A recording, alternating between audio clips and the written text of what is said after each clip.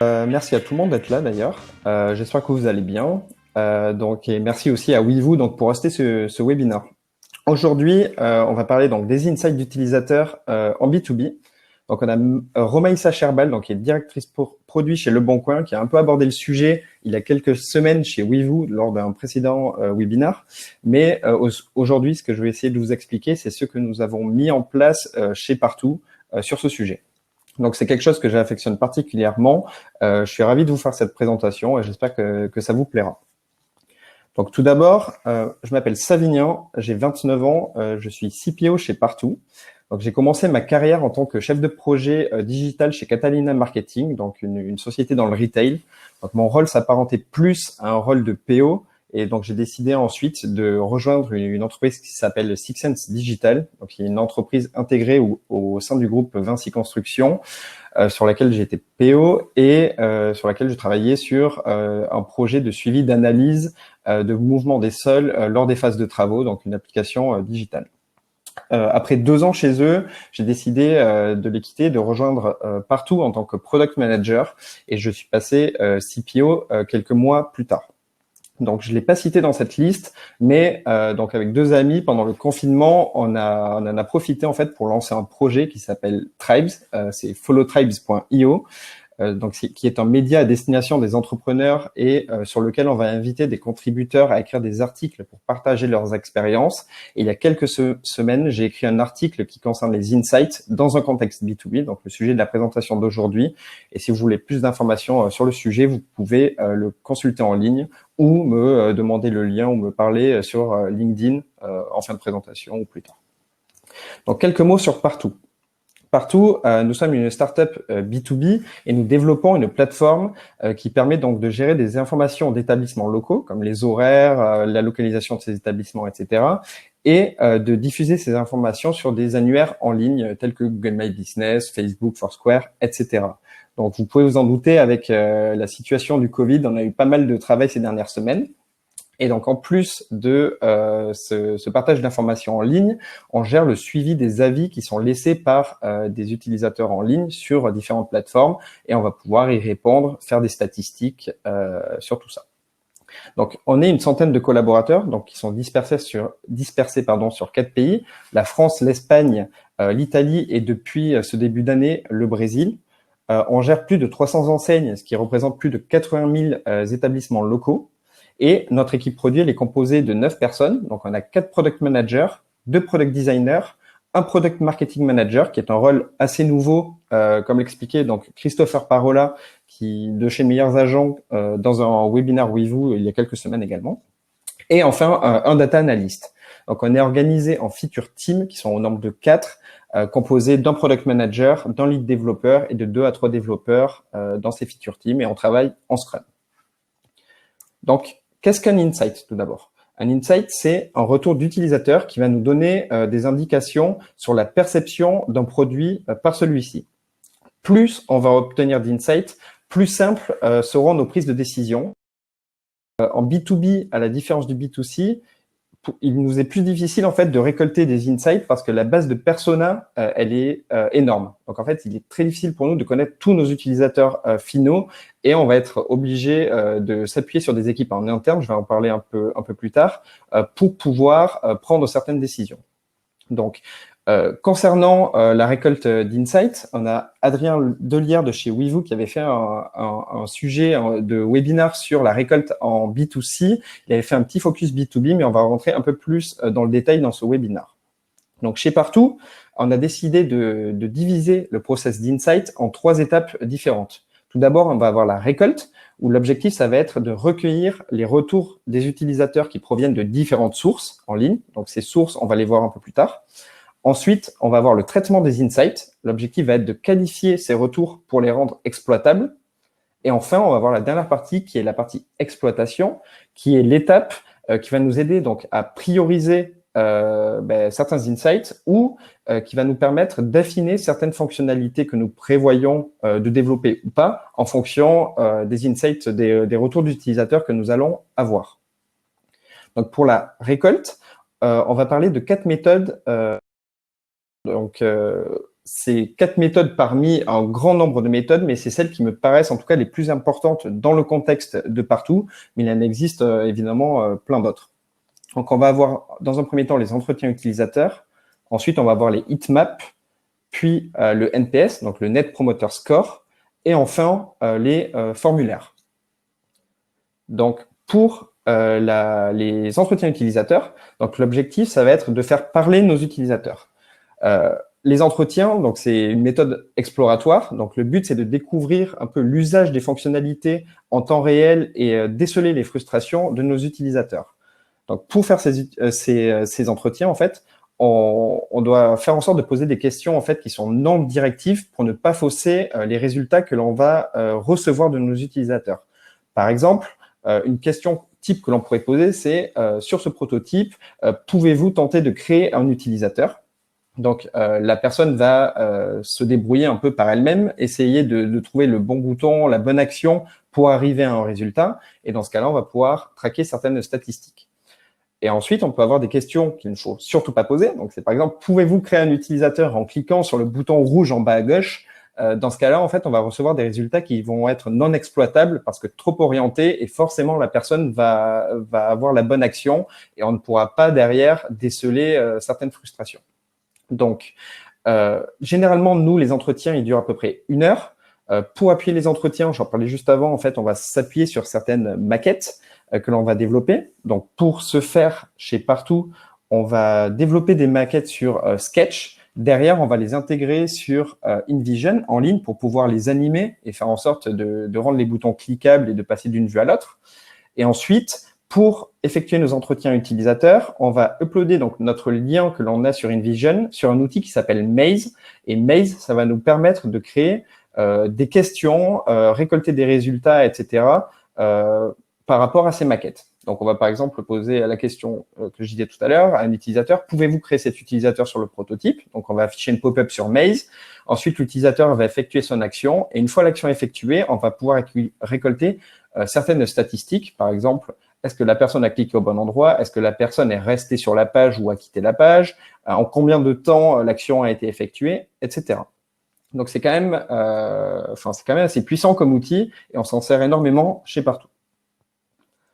Ensuite, on va avoir les heatmaps. Donc, je pense que vous les connaissez tous et toutes. Elles permettent donc d'analyser les comportements des utilisateurs et mesurer l'attention, l'engagement ou même la répartition des clics sur l'application. Donc, l'objectif des heatmaps, ça va permettre d'optimiser la navigation et l'expérience sur l'application. Donc, vous pouvez analyser les heatmaps sur une application en production directement, donc sur votre outil en ligne via des outils comme Hotjar, mais vous allez aussi pouvoir analyser des heatmaps sur des prototypes. Nous, c'est ce que nous faisons également via l'outil Maze. Lorsqu'un utilisateur va répondre à certaines questions sur Maze, derrière, on va pouvoir sortir une heatmap avec ses clics. Donc, ce que je disais, donc, c'est avant, on peut récupérer via Maze les statistiques liées donc à l'utilisation, liées aux actions effectuées sur le prototype, mais également les heatmaps. Et lorsqu'on va regarder la heatmap, on va voir certaines zones de couleurs. Donc, si ces zones elles sont concentrées sur les actions que l'on souhaite faire effectuer, dans ce cas-là, ça veut dire qu'on est sur la bonne voie et que l'on fait quelque chose de cohérent et qui répond à l'usage. En revanche, si en fait les clics sont assez dispersés sur la heatmap, dans ce cas-là, il va peut-être falloir revoir la disposition des éléments et revoir la composition de la page pour pouvoir améliorer la compréhension de l'usage auprès des utilisateurs. Ensuite, la troisième méthode, ça va être le NPS, donc le Net Promoter Score. Le NPS, c'est un indicateur de satisfaction pour suivre la fidélité des utilisateurs. Le NPS, c'est un nombre qui est compris entre -100 et 100, et on dit qu'un score qui est aux alentours ou plus de 50, c'est considéré comme très bon. Donc, le NPS, il peut être complété par un message laissé par un utilisateur, et on considère que lorsqu'une note est de 9 ou 10, l'utilisateur est considéré comme étant un promoteur. Si la note est de 7 à 8, on dit que l'utilisateur est passif, et si la note va de 0 à 6, on dit que c'est un détracteur. Donc, pour ce faire, chez Partout, on utilise l'outil qui s'appelle Woodtrick, qui va nous permettre, en fait, dans notre application, d'afficher un bandeau, comme vous pouvez le voir sur la présentation, avec les notes. Et lorsqu'un utilisateur laisse une note, il a la possibilité de laisser un commentaire associé. Derrière, on va recevoir des notifications sur Slack, chez Partout, qui vont nous dire tel utilisateur a laissé telle note, tel commentaire. Et si la note est mauvaise, on va tenter de rentrer en contact avec l'utilisateur pour comprendre cette note et comprendre pourquoi il l'a laissée ou comment on pourrait l'améliorer dans le futur. Donc, si on regarde notre NPS chez Partout, sur les 2 derniers quarters, on est aux alentours de 50. Donc, on considère que l'on a un très bon NPS, mais on va toujours faire en sorte de l'améliorer, peu importe la note. Ensuite, on va avoir le formulaire. Donc, vous savez tous et toutes ce qu'est un formulaire. Chez Partout, nous, on a décidé, et j'en parlais juste avant, de s'appuyer sur des équipes en interne qui sont proches de nos clients. Donc, dans notre cas, c'est l'équipe Customer Success. Notre base de persona est immense et en fait, le fait de s'appuyer sur nos équipes en interne qui sont proches des utilisateurs, cette équipe, elle va pouvoir en fait porter la voix des utilisateurs finaux de notre application. Donc, le choix des questions, il est très important dans le formulaire parce qu'il faut limiter le risque de perte de données que l'on peut avoir quand on introduit un intermédiaire dans le process. Donc, nous, l'intermédiaire, ça va être l'équipe Customer Success en interne, avec d'un côté les clients et de l'autre côté l'équipe produit. Et le fait de mettre un intermédiaire au milieu, ça crée un biais qui va pouvoir, dans certains cas, déformer ce que l'utilisateur a voulu dire. Donc, le choix des questions va permettre de limiter ce biais et de vraiment retranscrire la voix de l'utilisateur via l'équipe Customer Success. Donc, pour récolter les résultats de formulaire, chez Partout, au départ, en fait, on avait mis en place un formulaire Typeform, donc qui remplissait automatiquement des cartes Trello dans un board Trello lorsque les formulaires étaient remplis. Et pour ce faire, on utilisait un outil qui s'appelle Zapier, qui permettait de créer l'automatisation entre Typeform et Trello.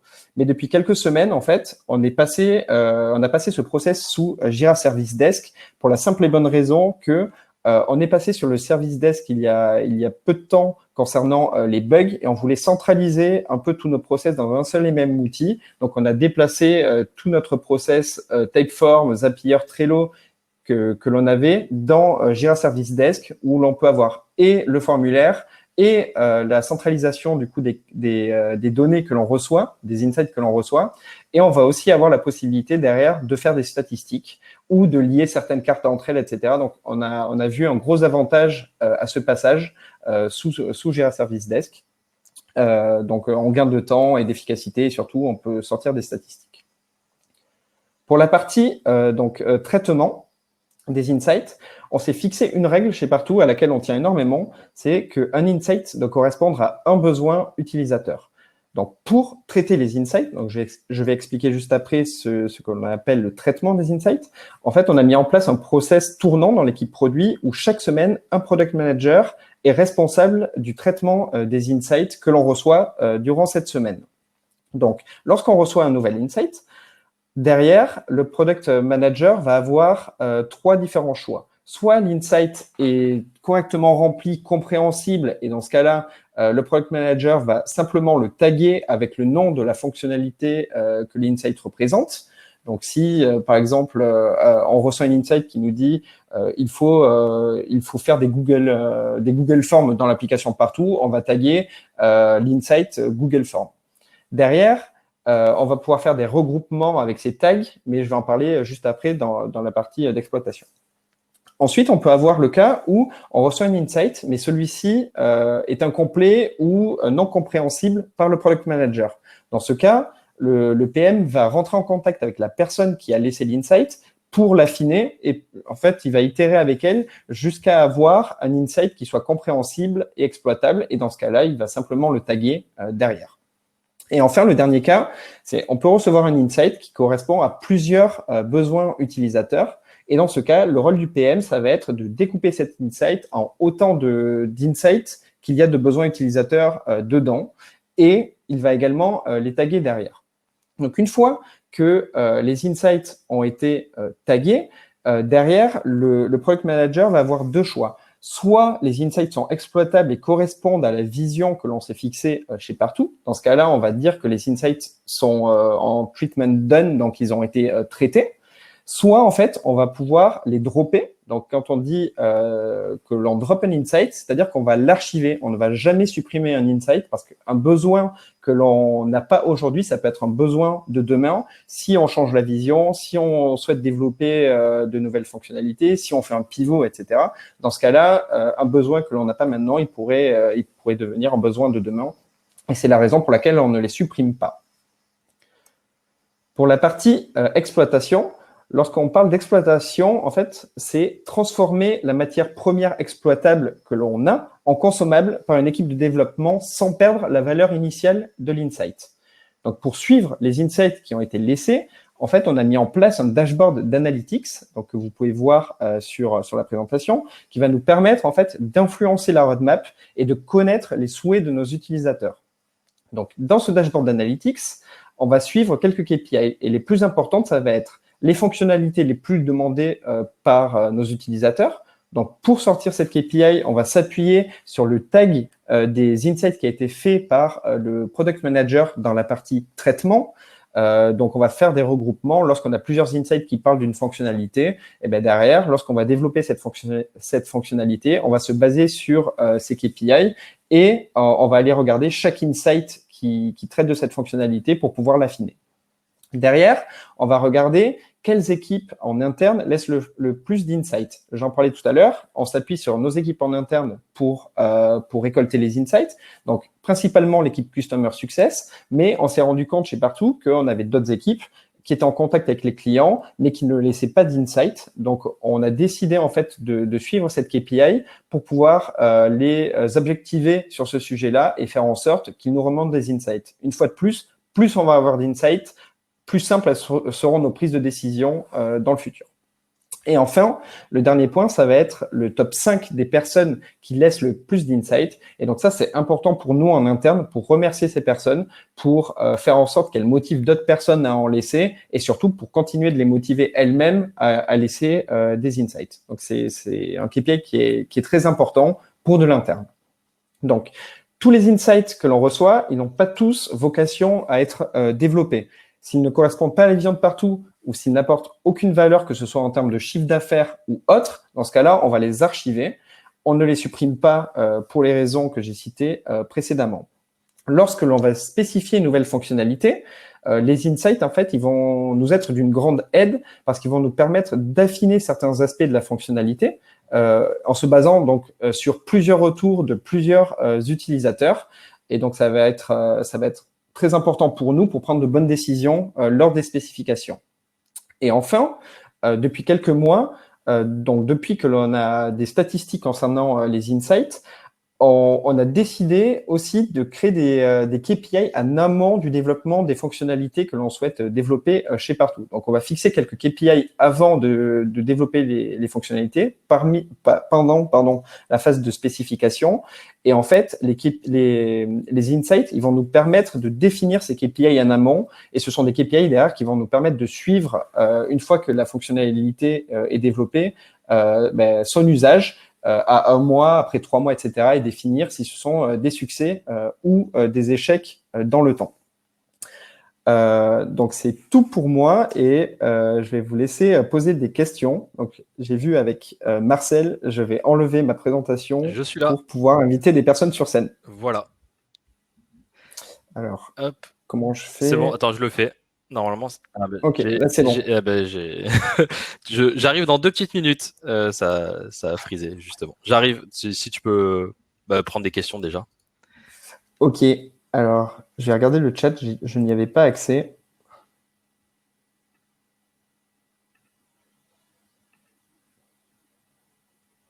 Alors, n'hésitez pas à poser des questions. Je ne les vois pas pour l'instant.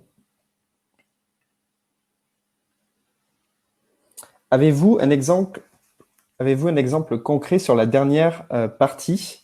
Alors, on va peut-être inviter Steven. Steven, est-ce que tu souhaites venir? Hop là, attends, je vais essayer de l'inviter. On va voir s'il répond bien.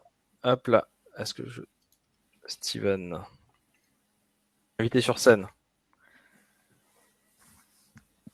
Donc, il y a un petit peu de latence. Donc, je reprécise la question. Donc, c'était, avez-vous un exemple concret sur la dernière partie? Au cas où si vous n'avez pas tous entendu. Donc Steven, normalement, tu as dû recevoir une popine. Yes. Allô? Top. Oui, Steven, on te voit bien. Salut. Déjà, merci pour la présentation. Et en fait, je suis un peu resté sur ma faim. Ça s'est terminé assez rapidement. Du coup, sur la dernière partie, tu parlais de la définition de KPI. Vous utilisez en fait les insights pour définir des KPI lorsque vous spécifiez une fonctionnalité. Oui. Et est-ce que tu as un exemple concret de ça ou est-ce que tu peux nous en dire un peu plus? Alors, comme ça, de tête, j'ai pas vraiment d'exemple concret, mais en fait, lorsqu'on choisit en fait de développer une nouvelle fonctionnalité, à l'avance, on va sortir, on va définir quelques KPI que l'on souhaite suivre, et en fait, les insights vont simplement nous aider de temps en temps à définir ces KPI. Par exemple, je vais essayer de te trouver un exemple. Si on reçoit 10 insights qui parlent d'une fonctionnalité qui va nous dire, par exemple, on souhaite faire en sorte que l'usage soit augmenté sur tel bouton de notre application, par exemple, le fait d'avoir des insights derrière, ça va nous permettre déjà d'affiner cette spécification et ensuite, on va pouvoir savoir combien l'usage doit être augmenté pour les utilisateurs qui demandent, qui posent la question dans l'insight. Je ne sais pas si c'est très clair, mais en gros, si on nous dit augmenter l'usage, nous, on doit savoir de combien on doit l'augmenter et pour savoir le combien, on va utiliser les insights notamment. Donc, c'est à la fois pour affiner la fonctionnalité en elle-même et affiner aussi les KPI qui permettront de dire que l'on souhaite traquer. Exactement. Alors, c'est pas une valeur sûre, ça va simplement nous aider à le faire. Ok, très bien. Et t'as pas d'exemple concret là en tête un succès qu'il y a eu dernièrement, quoi? Non, parce qu'en fait, c'est quelque chose qu'on a mis en place très récemment et que l'on est en train de stress tester, on va dire. D'accord. Donc, comme ça, de tête, c'est difficile à sortir. Je pourrais t'en sortir et te revenir vers toi, par exemple, par message, sans problème. Parfait. Très bien. C'est bon pour toi, Steven? Yes, merci. Parfait. Merci, Steven, d'être passé. Merci. Hop là, je te retire. On a de nouvelles questions. Du coup, il y a Nicolas qui pose la question. Est-ce que vous avez une stratégie de récompense pour les utilisateurs laissant des insights? Alors, pas vraiment. Sachant que nos utilisateurs qui laissent des insights, j'en parlais, ce sont des utilisateurs en interne. Donc, les récompenses, c'est simplement, on va les remercier, on va en parler lorsqu'on a des meetings, etc. En interne, mais on n'a pas vraiment de système de récompense pour l'instant. Je pense que c'est quelque chose que l'on pourrait développer dans le futur si on ouvrait la possibilité de laisser des insights à tous les utilisateurs de notre application. D'accord. Alors, j'essaie d'inviter Benjamin. Je crois qu'il est en train de se préparer. Donc, je vais continuer sur une autre question. Il y a Rémi qui pose la question. Voilà, Benjamin est là. Bonjour Benjamin, bienvenue. Bonjour Benjamin. Bonjour. On t'entend bien. Parfait. Est-ce que tu veux poser ta question? Ouais, du coup, ma question, en fait, ça portait... moi, j'ai aussi mis un product board en place. Et la problématique qui est par contre plus dure à faire respecter, c'est de bien parler du problème. J'utilise malheureusement Trello, où on peut pas imposer le template. Et c'est souvent plutôt vu ou perçu comme une pénalité ou un frein, quoi. Ça les embête de préciser le problème, la persona. Donc, comment est-ce que vous avez géré ça? En fait, alors déjà, on gère ça via plusieurs questions que l'on pose dans le formulaire et notamment, alors je crois que c'est toi qui a donné un peu la réponse, c'est on met des champs obligatoires pour certaines parties, notamment le problème, quelle équipe laisse l'insight, l'email, etc. Donc, on va pouvoir revenir vers la personne si c'est pas clair. En revanche, on a quand même la majorité des informations qui sont pré-remplies lorsqu'on reçoit un insight. Et avant ça, quand vous utilisiez Trello et Zapier, est-ce que vous aviez aussi cette possibilité de mettre des champs obligatoires? Ouais, alors en fait, lorsqu'on avait mis en place le Typeform, sur Typeform, tu peux définir des champs obligatoires. Donc en fait, lorsque l'utilisateur remplissait le Typeform, il était obligé de remplir certains champs que l'on retrouvait directement dans Trello derrière. Ok. En fait, Trello, c'était simplement pour la consultation de ce qui avait été laissé. Le formulaire principal, c'était Typeform. D'accord. Donc, utiliser Typeform plutôt que Trello pour imposer un modèle, en fait, alors. Ouais, exactement. En fait, on l'avait fait pour cette raison aussi. C'est plus simple aussi pour un utilisateur d'aller remplir un formulaire que de remplir une carte Trello. Ouais, ok. C'est bon pour toi, Benjamin? Ouais, très clair. Parfait. Merci beaucoup pour ta question. Passe une excellente journée. Merci. Je t'enlève, ne t'inquiète pas. Hop là. Je vais essayer de faire venir Mathieu pendant ce temps. qui a aussi une question. Il y a Antoine qui pose la question, est-ce que le chiffre d'affaires que peut engendrer un insight pilote votre priorisation? Pardon, j'ai eu un peu de mal. Alors oui, mais en fait, là, je pense que c'est un sujet un peu différent. En fait, en termes de priorisation pour la roadmap ou comme ça, évidemment que le chiffre d'affaires peut être pilote. En revanche, lorsqu'on reçoit des insights derrière, évidemment que l'on va regarder quand même si le chiffre d'affaires rentre en compte ou pas dedans. J'imagine bien. Mais bon, je pense que c'est un sujet un peu différent. Top. Mathieu, bienvenue, bonjour. Hello. Bonjour, une petite question. À un moment, tu as parlé d'un insight est égal à un besoin utilisateur. Oui. J'ai l'impression qu'il peut y avoir plein d'insights pour un même besoin. Oui. Est-ce que du coup, la quantité d'insights sur un même besoin, elle impacte votre priorisation? Et si oui, comment? Est-ce que c'est au feeling? Est-ce que tout ça est quantitatif et analytique? D'accord. Alors en fait, exactement. On a dit, nous, un insight égale un besoin utilisateur. Derrière, quand on va taguer nos insights, on va avoir du coup plusieurs insights qui parlent d'un seul et même sujet. Et dans ce cas-là, plus ça va en parler, évidemment, plus on va s'y attarder et regarder en fait le besoin, est-ce qu'il correspond ou pas à la vision que l'on a chez Partout. Si le besoin correspond à la vision, on va le soumettre en fait derrière lors de la priorisation de notre roadmap. Ça ne veut pas dire qu'on va le prendre en compte de suite sur le prochain quarter, mais ça veut dire que c'est un sujet qui est soulevé et que l'on va sans doute traiter dans les mois qui suivent. Ok, du coup, si la quantité d'insight, elle impacte votre priorisation, comment tu gères le biais lié au fait que il y a peu d'utilisateurs qui font des insights et donc la quantité des insights qui sont remontés ne sont peut-être pas forcément représentatives de la réalité utilisateur en fait. Ouais, mais alors en fait, on a plusieurs utilisateurs qui font des remontées d'insights. En fait, le nombre, il est quand même sur la masse des utilisateurs que l'on a, nous, en interne, qui font des insights. Donc, je sais pas trop comment t'expliquer. Au final, c'est quand même assez corrélé, à savoir que plus on en a, ils proviennent des mêmes utilisateurs. Donc, en fait, derrière, on n'a pas vraiment ce biais dans notre cas. Je pense que tu l'aurais plus en B2C.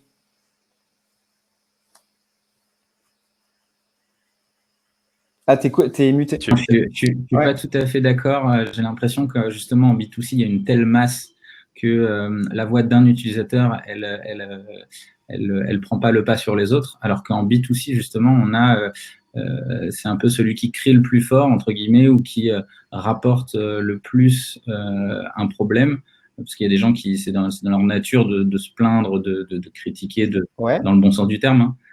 Et donc, du coup, en B2C, comme on a peu d'utilisateurs, l'effet lié à la personnalité d'un utilisateur, ça peut jouer dans la balance. Ok, ouais. Alors, je vois ce que tu veux dire. Alors, en B2C, moi, en tout cas, dans mon interprétation du sujet, en B2C, effectivement, tu as énormément d'utilisateurs, mais je pense que c'est sur la masse, plus tu vas en avoir, plus tu vas prendre en compte le sujet. Mais nous, c'est un peu la même chose finalement. Parce qu'en fait, nos clients, on n'en a pas, on a 300 enseignes, etc. On a aussi des petits commerçants. Lorsqu'ils vont nous remonter des insights, au final, évidemment, que le nombre va quand même compter parmi eux. C'est pas ce que je dis, c'est qu'en fait, ça va influencer la roadmap, mais ça va pas la définir. C'est bon pour toi? Super. Merci beaucoup. Parfait. Merci Mathieu. Salut. Il y a Benjamin, du coup, qui était venu juste avant, qui te pose la question. Donc, en prolongement de la question de Mathieu, comment reliez-vous les insights à la roadmap et les tickets? Quel outil avez-vous en place pour gérer et visualiser tout ça? Ok.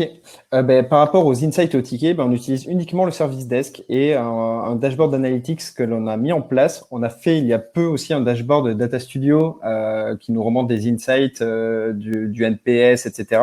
Dans un seul et même endroit.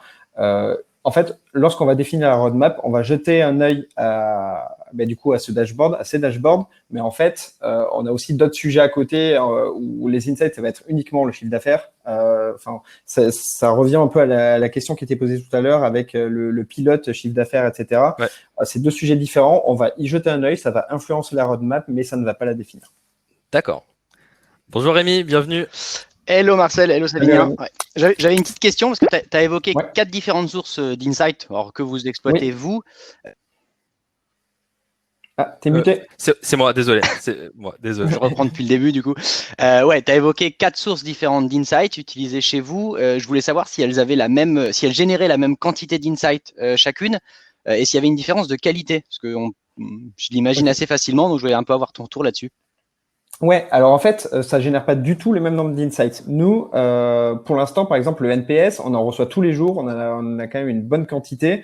Ça en génère plus que le nombre d'insights qui sont remontés par nos équipes en interne. Ça, par exemple, c'est une grosse différence. En termes de qualité, derrière, évidemment que lorsque c'est une équipe en interne qui va remonter l'insight, elle va être plus quali que ce qu'un utilisateur lambda de notre application va nous remonter. Et c'est la raison pour laquelle, de temps en temps, on rappelle ces utilisateurs lorsqu'ils laissent une note ou un commentaire pour essayer d'affiner ça et avoir quelque chose de plus quali qui se rapproche de ce qui nous est remonté en interne. Et du coup, tu penses que c'est rentable, je ne sais pas si c'est le bon mot, de garder ces 4 différentes sources? C'est-à-dire est-ce que les exploiter chacune, ça prend du temps? Est-ce que ça vaut le coup de garder ces 4 différentes sources, ou est-ce que 3 seraient suffisantes ou... Ah ben, je pense que ça correspond vraiment aux besoins d'une boîte. En tout cas, nous, dans le cas de partout, je pense que c'est important de les garder, parce qu'en fait, si on s'appuyait uniquement sur les commentaires laissés par les utilisateurs via le NPS, en fait, tous les utilisateurs ne laissent pas un commentaire, tous les utilisateurs ne laissent pas une note. C'est simplement une partie des utilisateurs. Lorsqu'on a des sales, par exemple, qui vont voir des prospects aussi, nous, dans notre idée, ce serait bien qu'ils nous remontent aussi les inquiétudes, les interrogations de ces prospects-là, etc., via un formulaire, et donc derrière, générer une deuxième source d'insight importante. Donc, je pense qu'ils sont complémentaires, je pense qu'ils sont importants chez Partout, d'avoir les 4 différents.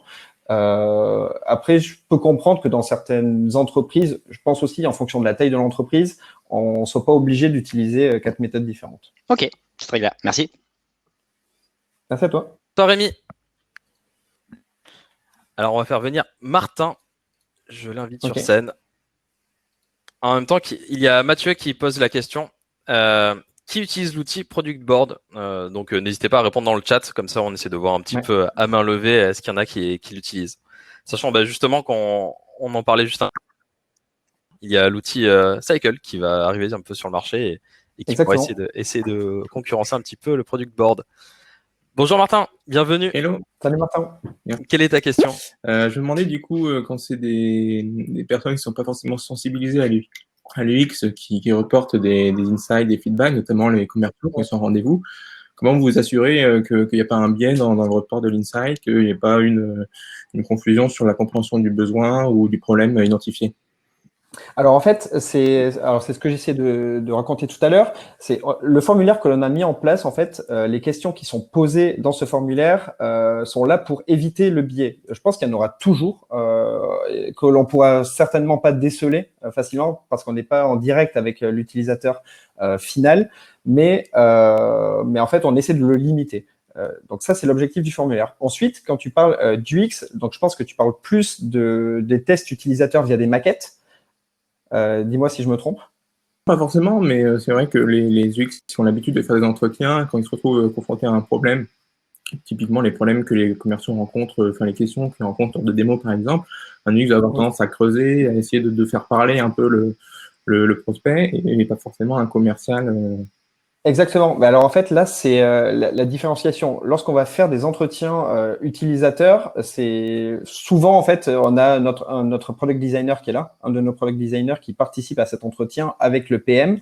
Ensuite, lorsque par exemple un commercial va faire un entretien avec un prospect, l'UX ne sera pas pendant l'entretien, donc le commercial va remonter l'insight via notre formulaire chez nous. Mais en fait, derrière, ça ne veut pas dire que l'on ne va pas recontacter le prospect pour faire un entretien utilisateur pour des maquettes. Merci. Merci beaucoup. Merci Martin, passe une excellente journée. Oui, c'est. Hop, je fais venir Jennifer pour la dernière question. Ok. Hop là.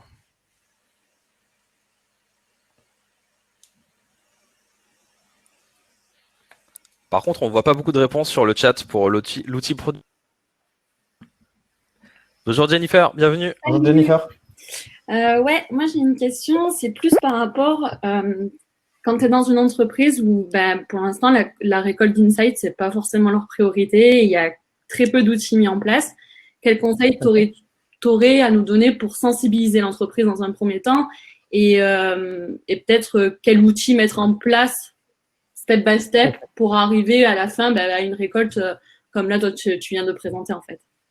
Ok, alors déjà pour les sensibiliser, je pense que c'est important en fait lorsque tu vas spécifier un produit ou comme ça, de bien comprendre le besoin de l'utilisateur. Et pour le comprendre, tu vas forcément rentrer en contact avec tes utilisateurs pour leur poser des questions, pour voir si les maquettes fonctionnent bien ou pas. Ça, c'est dans l'idée. Ensuite, quel outil on mettra en place? Moi, quand je suis arrivé chez Partout, donc avec Benoît qui est connecté d'ailleurs, on se demandait en fait qu'est-ce qu'on pourrait mettre en place pour pouvoir connaître nos utilisateurs. Donc au début, on a essayé de faire des entretiens persona, etc. Après, on savait pas trop comment les exploiter, donc on s'est dit ce serait bien d'avoir un process. Et puis Ben avait mis en place le Typeform avec l'automatisation Zapier qui crée des cartes sur Trello, etc. Et derrière, on a commencé à avoir de la valeur en se disant, voilà, on a pas mal d'utilisateurs qui remontent ce même sujet, donc peut-être qu'on va s'y pencher, essayer d'y réfléchir dessus, etc. Puis c'est un peu comme ça que le process est né, et ensuite on l'a juste amélioré dans le temps en changeant l'outil, en changeant un peu le process, etc.